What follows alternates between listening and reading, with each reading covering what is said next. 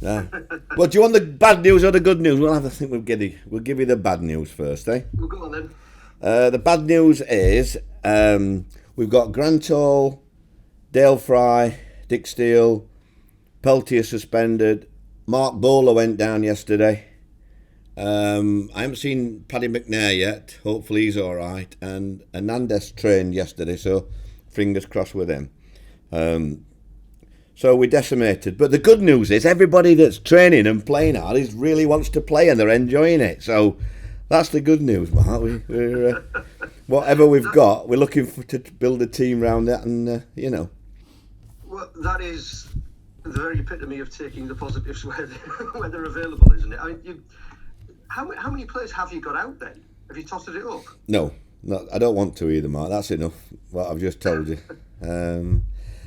I was watching Forrest Gump last night, Mark. You know, did you see that one of tourist films? And he said, I thought just like myself, it's like, my team is like a box of chocolates. You never know what you're going to get. You've got an empty box of chocolates. Yeah, it's so I thought, well, it's instead of life is like a box of chocolates, it's my team.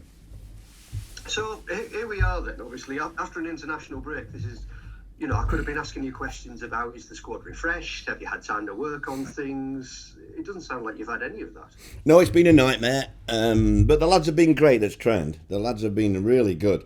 I've been really impressed with everybody, really. The quality of training. We're all disappointed, we're hoping we're having a new player or two, but we couldn't get anybody in.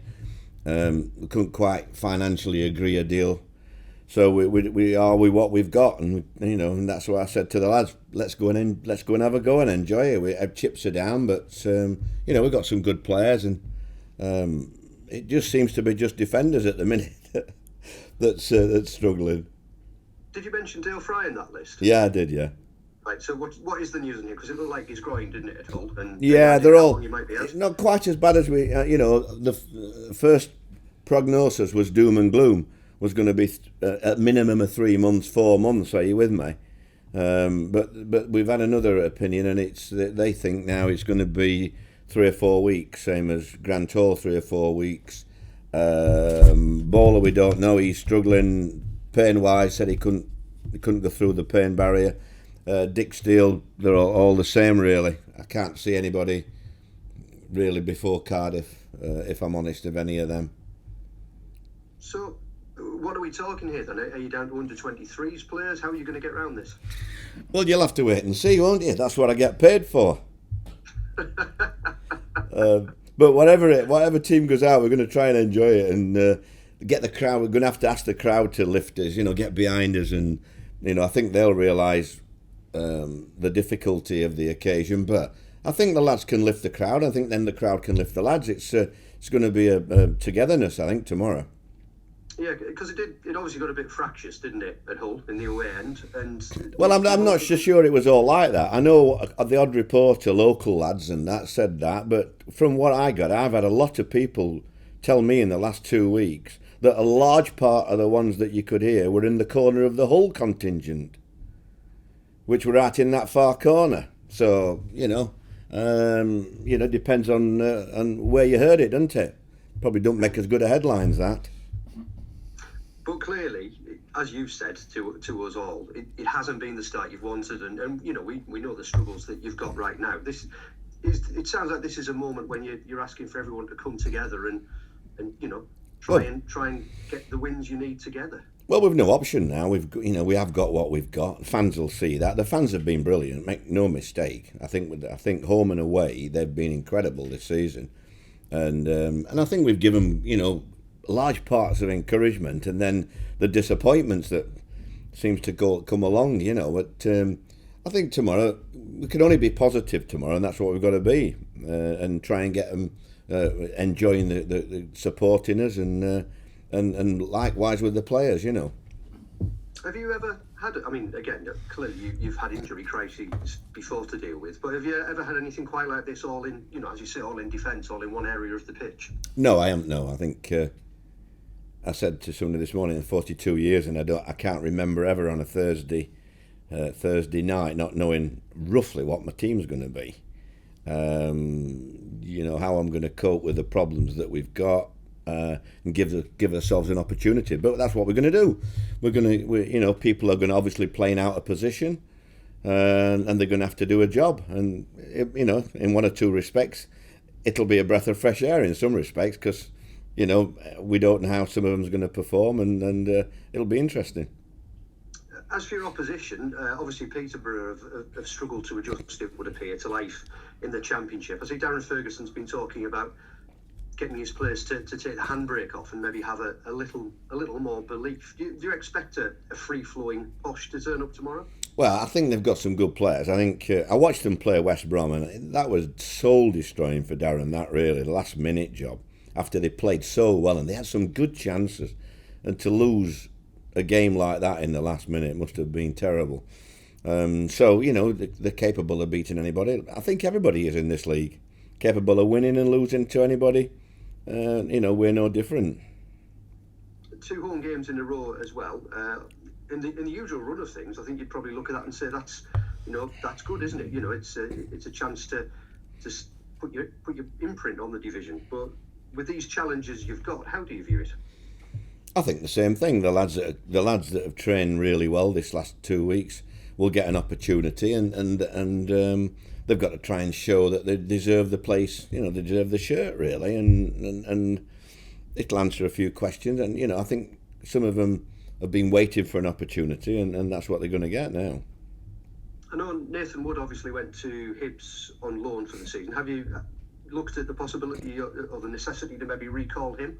Well, we can't recall him anyhow, but he went there because his agent wanted him to play games.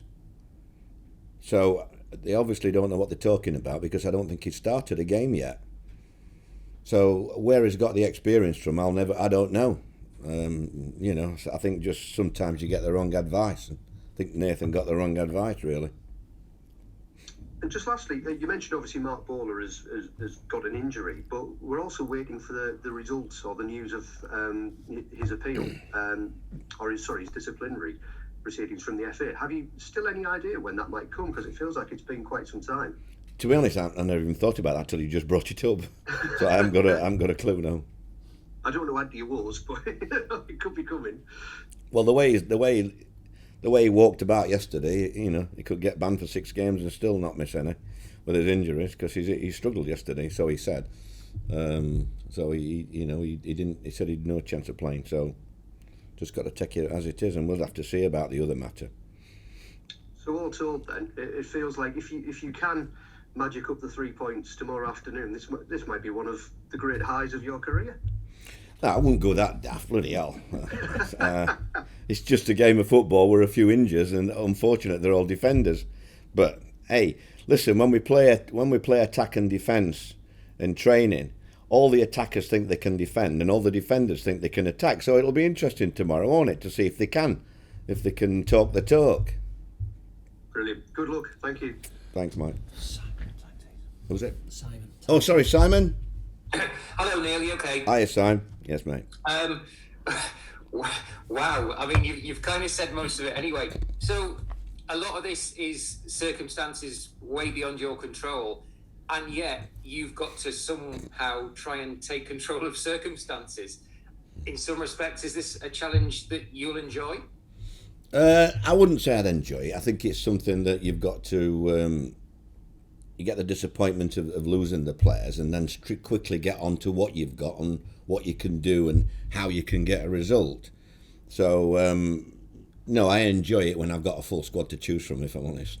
But this is another aspect of management that you've just got to go ahead and think about the consequences of what you can do, and just try and get a team to play a system that suits what we've got, really. Did you get any benefit from the international break? I mean, in terms of a bit of thinking space for you and the staff to sort of think, well, here's what's happened, here's how we can go forward, or has circumstance just kind of blown it all out of the water? Well, I think the training's been good. I never envisaged probably one or two of these lads.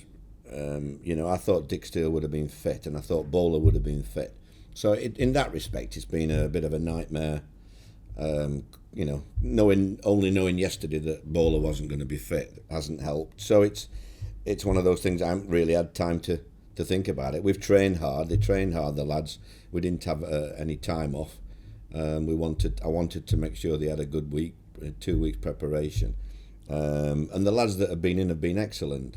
Yes, and we have had some of the 23s with us, and they've done well as well. So, we'll just have to, with whatever we've got, when I look at them today, see if there's any. I don't think there's any other casualties. We'll have to be a little bit careful because, as you can see, I think Sol Bamba's on his own at the back. Having said that, having watched him play against Sheffield United, he might be up to that. Yeah, I think so, yeah. Whether he can do 3 in a week, I said to him, I don't know how we're going to get you through 3 in a week, so. But we're going to have to give him some tender loving care in between games, and fingers crossed, really. You touched on it earlier about the crowd. Now, unfortunately, the crowd can't play centre-back for you, but they can help you in these circumstances, can't they? I think they've been brilliant. I know they talked about a minority there that come up, but you always get that. You always get people that think we should be the top of the league. They don't know the ins and outs of the club, what restrictions we've got and things like that. So you've just got to go. I know that wherever I go up here, the majority of people that I speak to are, disappointed like me. Really, really pleased with what we're doing, and I know they'll get behind us tomorrow because they'll see what the team is, and I think they'll really put a shift in tomorrow, the fans. Final one, you mentioned that you got close to a deal with somebody in free agency. Is that something, not necessarily that particular deal, but the looking at free agency, is that something that's ongoing? I can't see it now after this week. I think we were close. We just couldn't financially get the deal done. So we've had to leave that. And yeah, I'm still looking at one or two, but it's like you say, it's fitness wise. We're in the middle of October now, and these lads haven't played, so it's catch-22 really. If somebody cropped up that we thought were going to be fit enough, we'd consider it if it fitted into our wage structure. Okay, thanks, Neil. Thanks. Good luck. Thanks. Mark. Yes, Morning, Mark. Neil. Morning, Mark.